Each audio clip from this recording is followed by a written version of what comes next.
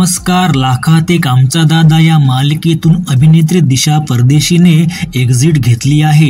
दिशाने तिची तब्येत बिघडल्यामुळे मालिका सोडली. आता तिच्या जागी नवीन अभिनेत्री आली आहे जी तुळजा ही भूमिका साकारणार आहे.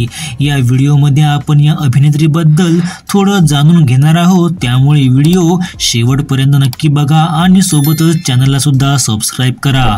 तर मंडळी, या अभिनेत्रीचे खरे नाव आहे मृण्मयी गोंधळेकर. मृण्मयी गोंधळेकर मूळची पुण्याची आहे. ती उत्तम अभिनेत्री तर आहेच, पण त्यासोबतच ती उत्तम डान्सर सुद्धा आहे. लहानपणापासूनच मृण्मयीला डान्सची आवड होती.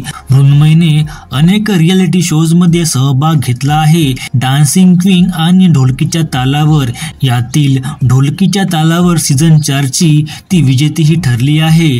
तिने बऱ्याच टीव्ही मालिकांमध्ये सुद्धा अभिनय केला आहे. सुख म्हणजे नक्की काय असतं?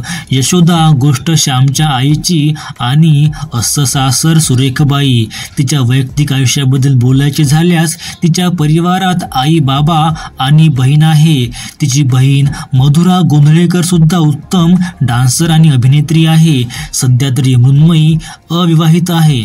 व्हिडिओ आवडल्यास लाईक नक्की करा आणि सोबतच चॅनलला सुद्धा सबस्क्राईब करा. तुमचे खूप खूप धन्यवाद.